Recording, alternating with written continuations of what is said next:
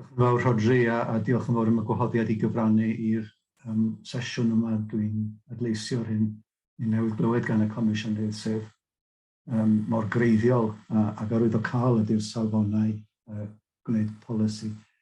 Mi fyddwch chi'n clywed gan Gwion Lewis, Consler y Brenin, am lo man y safonau hynny a sut I gydymffurfio nhw, a fyddwch chi'n clywed gan Rhys Jones a Sean Vaughan o Darwin Gray am un achos penodol sydd wedi mynd i'r glo man eto. Dwi'n gobeithio rhoi rhyw fath o drosolwg I chi yn fy nghyflwyniad I o'r cefndir i'r safonau yma. A jyst eich cyflwyno chi ydyn nhw fel darpariaethau. Dwi'n mynd I geisio rhannu fy sgrin I nawr. Croeswch eich bysedd. Mod i'n llwyddo I wneud hyn yn iawn.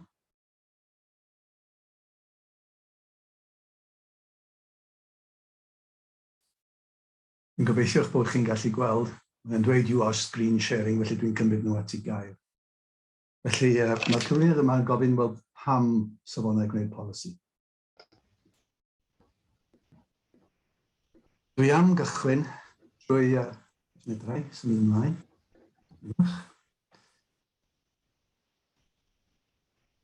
Drwy fynd â ni at siarter ieithoedd rhanbarthol lleiafrifol Ewrop. Mae'r offeryn rhyngwladol yma yn gosod dyletswyddau ar y gwledydd sydd wedi I derbyn hi, mae hynny'n cynnwys y Deyrnas Gyfunol, I hybu ag I ddiogelu ieithoedd rhanbarthol a lleiafrifol o ddi mewn i'w gwladwriaethau. Ieithoedd hynny sydd yn aml wedi dioddau yn sgil yr anghyfartaledd grym sydd rhwng yr ieithoedd hynny a ieithoedd swyddogol y wladwriaeth. Mae yna nifer o darpariaethau manwl yn ymwneud â'r Gymraeg, yn materion fel addysg, darlledu, darparu gwasanaethau ag ati.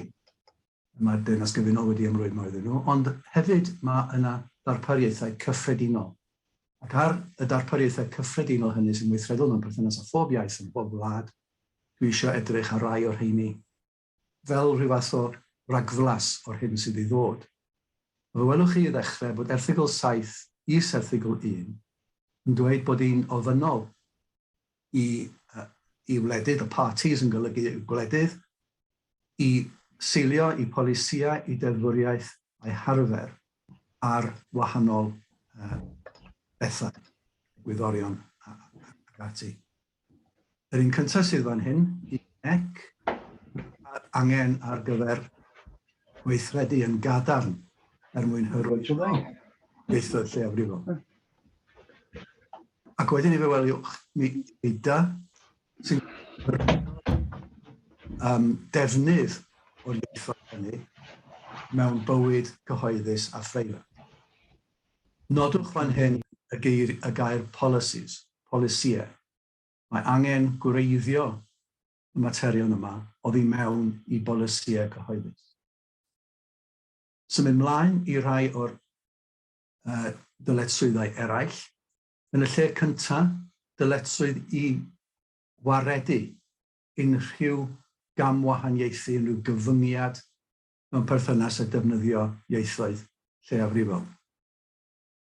A bod cymryd camau cadarnhaol o blaid ieithoedd lleiafrifol ddim yn golygu gwahaniaethu, camwahaniaethu yn erbyn ieithoedd swyddogol. Ac y wladwriaeth felly. Ac yn ola un dyletswydd arall, sef y dyletswydd I ystyried yr hyn y mae siaradwyr yr ieithoedd yn I ddymuno ac I angen. Mae'n rhaid gwrando ar y siaradwyr hefyd. O'r gorau, gadewch I ni neidio yn ôl o gyfandir Ewrop i'r Deyrnas Gyfunol. A da ni'n gwybod yn bod ni'n sôn am bod y safonau yn deillio o fesur y Gymraeg Cymru 2011 sydd yn feddf asiwyd gan Cynulliad Cenedlaethol Cymru fel yr oedd ar y pryd Senedd bellach wrth gwrs. Beth oedd y cefndir i'r mesur hwnnw? Wel, os awn ni nôl yn ddigon pell, a dyn ni'n sôn am ganrifoedd, dyn ni'n sôn am ddiffyg statws swyddogol neu gyfreithiol y Gymraeg oedd i fewn fframwaith cyfraith Cymru a Lloegr. Roedd y Gymraeg wedi ei heithrio yn fwriadol. A hyd at ganol y ganrif ddiwetha, mae datganiadau gan barnwyr mewn llysoedd yn atgyfnerthu diffyg statws y Gymraeg, diffyg statws ffurfiol y Gymraeg. Yn y ganrif ddiwetha, mae'n deg dweud yn raddol bach, fe newidiodd pethau yn ara deg. Ac efallai mae'r penllanw yn y ganrif ddiwetha oedd Deddfwr Iaith Gymraeg 1993 a sefydlodd Fwrdd yr Iaith Gymraeg. A mi oedd y ddeddf yma a'i phwyslais ar y cysyniad o ddarparu gwasanaethau, o gyrff gyhoeddus yn darparu gwasanaethau a sut y bydden nhw'n defnyddio'r Gymraeg wrth wneud hynny. A mi oedd yna broses o arolygu y cynlluniau iaith, yn broses eitha meddal a dweud y gwir o wneud hynny. A mi wnaeth hyn ddechrau dod â'r Gymraeg yn iaith brif ffrwd oedd i fewn i'r sector gyhoeddus, oedd i fewn i fywyd gyhoeddus Cymru, ond mewn modd oedd yn canolbwyntio ar y cysyniad o siaradwyr Cymraeg fel defnyddwyr gwasanaethau. Nawr, pan gafodd Cynulliad Cenedlaethol bwerau deddfu, un o'r pethau cyntaf wnaeth y cynulliad oedd deddfu i newid sylfaen y modd yr oedd y Gymraeg yn cael ei thrin yn cyd-destun yma. A fe ddaeth mesur y Gymraeg Cymru 2011. Nawr, dwi ddim yn mynd i fynd drwy'r mesur yma yn fanwl, ond dwi'n mynd i sôn am rai nodweddion pwysig ar gyfer y safonau dan sylw. Yn y lle cyntaf, y comisiynydd yn cael ei benodi, yn hytrach na bod bwrdd, ac unwaith eto roedd y comisiynydd ar dyletswydd fel oedd gan y bwrdd o hybu a hwyluso y Gymraeg, ond mi oedd y ffocws yn llawer mwy tro hwn ar y cysyniad o safonau newydd yma. Mi ddown ni at treini mewn eiliad. Mae'r mesur yn gwneud un peth pwysig arwyddocaol, sef mae o'n datgan yn ddiamwys statws swyddogol i'r Gymraeg. Mae hefyd yn sefydlu'r egwyddor, mae Comisiynydd wedi sôn amdano'n barod, na ddylid trin y Gymraeg yn llai ffafriol na'r Saesneg. Allwn ni sôn am hyn neu feddwl am hyn fel y cysyniad o gydraddoldeb y Gymraeg fel iaith yng Nghymru, fel iaith swyddogol yng Nghymru. Felly mae'n datgan statws swyddogol, sydd yn datwneud, os liciwch chi, y drwg oedd wedi bod yno ers canrifoedd maith, ac hefyd yn sefydlu'r egwyddor o gydraddoldeb. Ond yn sylweddol hefyd, mae'r gyfundrefn safonau yn wahanol i'r gyfundrefn dan yr hen ddeddf mewn dwy ffordd. Yn y lle cyntaf mae'n gyfundrefn fwy caled. Mae y dull o orfodi yn llawer mwy eglur y dydd gwir yn y lle cyntaf, ond hefyd yn fwy caled o dan y safonau. Debycach i ddyletswyddau statudol arferol. Bydd o'n ôl at hynny mewn eiliad. Ond yn fwy arwyddocaol ar gyfer ein trafodaeth ni heddiw ydy i bod nhw yn ymadael â'r cysyniad mae dim ond mewn perthynas a darparu gwasanaethau ydyn ni'n disgwyl i'r sector gyhoeddus ymwneud â'r Gymraeg. Allwn ni weld hyn fel ymgais i sicrhau bod statws, lles a defnydd y Gymraeg yn rhan o wead bywyd gyhoeddus Cymru. Mae yna safonau, dyn ni'n sôn am y safonau gwneud polisi, falle rhai pwysica, ond hefyd mae safonau hybu a safonau gweithredu sy'n rhoi hawliau i weithwyr yn y sector gyhoeddus enghraifft yn atgyfnerthu hyn.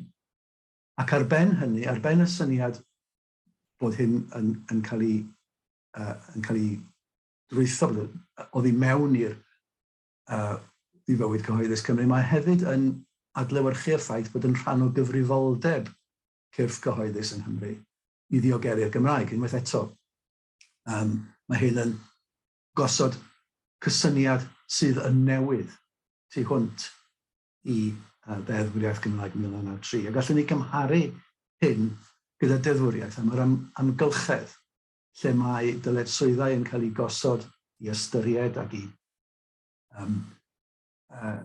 wneud pethau mewn modd sydd ddim yn amharu yn negyddol ar yr amgylchedd. Wel, yr un math o feddylfryd arwain. Felly, beth ydy'r safonau llunio polisi? Wel, maen nhw'n ymddangos yn adran 29 y mesur, yma adran 26 y mesur yn dod yn hwyr rym. A mae'r safonau hynna'n i'w cael nid o fewn y mesur, ond o mewn i reoliadau sydd wedi gwneud gan weinidogion Cymru. Mae'r rheoliadau hynny yn wahanol ar gyfer wahanol sectorau, ond mae'r safonau llunio polisi ar y cyfan yn weddol gyson. Ac mae'r safonau llunio polisi yn blaenoriaethu dau beth. Maen nhw'n blaenoriaethu defnydd o'r Gymraeg, maen nhw hefyd yn blaenoriaethu statws y Gymraeg. Sut maen nhw'n gwneud hynny? Wel, dwi'n mynd i ddangos y sgrin nesaf nawr, adran 29 o egluro hynny. Mi fyddai'n egluro hynny yn Gymraeg, ond wedyn dwi'n mynd i ddangos fersiwn Saesneg, a mi fyddai'n mynd drwy hynny mewn Saesneg, oherwydd mi fyddai hi'n orgymleth i wneud y fel arall. Ond fyddai ddim yn faith, peidiwch â phoeni. O'r gorau, felly dyma i chi adran 29.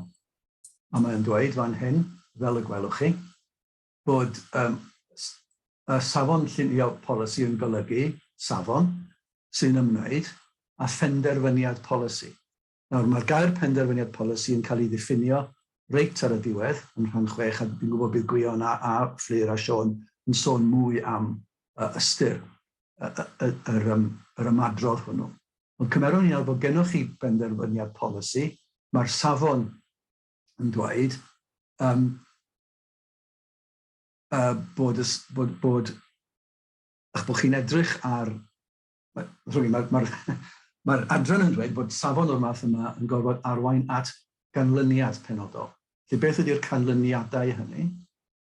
Wel, mae'r canlyniadau hynny yn ymwneud â 3 pheth. A'r canlyniad cyntaf ydy bod y person sy'n gwneud y penderfyniad polisi yn ystyried pa effeithiau y byddai'r penderfyniad yn ei cael ar gyfleoedd i bobl eraill defnyddio'r Gymraeg ac ar beidio a thrin y Gymraeg yn llai ffafriol na'r Saesneg.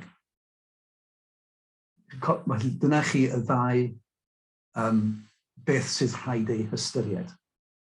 A fe welwch chi bod yr un fformiwla yn dilyn wedyn ar gyfer y mathau eraill o ganlyniadau da ni'n sôn amdanyn nhw. Yr ail ganlyniad ydy bod person gyda penderfyniad polisi yn ystyried sut y gellid gwneud y penderfyniad fel ei bod yn cael effeithiau positif. Trydydd math o ganlyniad yw ystyried sut y gellid gwneud y penderfyniad fel nad yw'r penderfyniad yn cael effeithiau andwyol. Felly fe welwch chi bod yna ystyriaeth yn gorfod digwydd, a hefyd o effaith, ond nid dim ond ar effaith, ond sut mae gweithredu a llunio y polisi ei hun mwyn cadarnhau y sefyllfa'r Gymraeg ac mwyn ei diogelu hi rhag materion andwyol. A fe welwch chi fod pan da ni'n sôn am effeithiau positif neu effeithiau andwyol, bod rheini'n gallu bod yn uniongyrchol neu anuniongyrchol. Felly mae hynny yn llydan iawn, ymrediad llydan iawn. So looking at the English version of section 29 of the 2011 measure, it defines a policy-making standard as a standard that relates to a policy decision. Now, the definition of policy decision appears in subsection 6, and Gwion Lewis and Fflir Jones and Sean Vaughan will be talking about that in more detail in due course. And the question is whether the standard is intended to secure particular results. And the results are that the person making the policy considers what effects the policy decision would have on two things, the two things I mentioned earlier. Opportunities for other people to use the Welsh language, or treating the Welsh language no less favourably than the English language. It then goes on to describe the other types of results, which are to consider how the decision could be made so that the decision has positive effects, and then to consider how the decision could be made so that the decision does not have adverse effects. When we look at subsection 5, you can see that positive or adverse effects are defined to include effects whether direct or indirect. So it is a very broad classification of that phrase. Okay, so felly dyna beth sydd, dyna sut mae'r safon yma fod i edrych. A dwi'n mynd i roi enghraifft i chi nawr o atodlen 2, Rheoliad y Safonau Gymraeg, rhif 1, 2015, Gweinidogion Cymru, Cynghora Sir a Bwrdeistref Sirol, awdurdodau parciau cenedlaethol sydd yn dod o dan y safonau hyn. Ac dwi eisiau chi nodi bod y safonau yn mynd y tu hwnt i'r cysyniad o ystyried yn unig. Ond nhw'n creu dyletswyddau o gwmpas y broses o gasglu tystiolaeth mwyn gwneud penderfyniad polisi. Ar y sail, wrth gwrs, na fedrwch chi ddim, na dylech chi ddim, beth bynnag os ydych chi'n gorff gyhoeddus, wneud i penderfyniad polisi heb bod na sail dystiolaeth gref. Oce. Unwaith eto, da ni'n mynd i wneud y Gymraeg a Saesneg, ond byddwn ni ddim yn faith yn wneud. Lle welwch chi fan hyn, mae yna 3 polisi efo'i gilydd mewn un cwlwm, ac mae yn sôn am lunio polisi newydd neu adolygu neu addasu polisi sy'n eisoes yn bodoli. Mae chi'r dyletswydd sydd yn eglur yn dod o adran 26, ystyried pa effeithiau byddai penderfyniad polisi yn ei cael ar gyfleoedd i bobl ddefnyddio'r Gymraeg a pheidio trin y Gymraeg yn llai ffafriol na'r Saesneg. Fe welwch chi unwaith eto, safon 89 a 90 yn adlewyrchu iaith adran 26, wrth yn bod ni'n sôn am lunio neu newid polisi. These 3 standards come in a group together. They clearly reflect the wording of section 26, where it shows you must consider what effect the policy decision has on the specific matters that we referred to. And you can see here again the wording about how the policy could be formulated so that the policy decision would have positive effects and not have adverse effects. Mae'r grŵp nesaf o safonau yn gwneud yr un peth, ond y tro yma maen nhw'n wedi hoelio'u sylw ar ddogfen ymgynghori sy'n ymwneud â'r penderfyniad polisi. Mae'n rhaid i'r ddogfen honno ystyried a cheisio barn am y pethau dyn ni eisoes wedi gweld. Mae union yr un peth yn dilyn. This next group of standards looks at the situation where you are publishing a consultation document which relates to a policy decision. That document must consider and seek views on the effects and formulation and so on in the repeating the form of words which appears in the previous standards. Dyn ni wedi neidio dros safon 94 roedd nôl at hwnnw'n munud. Mae safonau 95 i 97 yn mynd eto fel y rhai blaenorol at dystiolaeth, gasglu dystiolaeth. Felly pan fyddwch yn comisiynu neu gwneud gwaith ymchwil, ydych chi'n mynd i ddefnyddio eich cynorthwyo i wneud penderfyniad, mae'n rhaid i'r ymchwil sicrhau'r holl beth yna hefyd. This group of standards, again, like the previous group, looks at the evidence which you are gathering in order to make your policy decision. On this occasion, it's about commissioning or undertaking research to assist you in making a policy decision. Once more, that research must follow the pattern that we've seen in the other standards. Mae safon 94 yn ymwneud â pholisi dyfarnu grantiau. Dwi'n rhoi yna am resymau bod yn gyflawn. Dwi ddim yn mynd i siarad llawer amdano fo nawr. Standard 94 has to do with policy on awarding grants. I'm putting there for the sake of completeness. I'm not going to dwell on this much longer. Okay, felly I grynhoi te. Mae safonau lluniau polisi yn gwneud nifer o bethau, ond dwi'n credu mai dyma di'r materion hanfodol i'w cofio wrth feddwl amdanyn nhw. Yn y lle cyntaf, i bod nhw'n mynd y tu hwnt i'r cysyniad o ddarparu gwasanaethau, bod nhw'n deillio o weledigaeth ehangach mesur y Gymraeg, o sicrhau bod y Gymraeg yn rhan o wead bywyd cyhoeddus Cymru, a hefyd bod ei llesiant hi yn rhan o gyfrifoldeb cyrff cyhoeddus yn hynny. Eu heffaith nhw ydy bod y Gymraeg yn cael ei chynnwys fel pwnc prif ffrwd wrth i gyrff cyhoeddus benderfynu sut maen nhw'n mynd i weithredu i swyddogaethau cyhoeddus. Dydyn nhw ddim bellach yn rhywbeth byddai'n neis i wneud, maen nhw'n rhywbeth sy'n rhaid i wneud. Yn drydydd, maen nhw'n canolbwyntio ar ffyniant y Gymraeg fel iaith fyw, cyfleoedd i ddefnyddio'r Gymraeg, a hefyd ar statws gydradd yr iaith a thrwy hynny i siaradwyr gyda'r Saesneg. Dyna'r ddau ffocws, os liciwch chi. Ac i gael cyfannu'r cylch felly, drwy wneud hyn, maen nhw'n cyflawni dyletswyddau deyrnas gyfunol gan Siarter Ewrop, ac hefyd arfer gorau gweinyddiaeth cyhoeddus. Ac dwi'n siŵr newch chi faddau i mi nad yw'r sleid ola yma, ond mewn Cymraeg. Diolch yn fawr iawn i chi am wrando.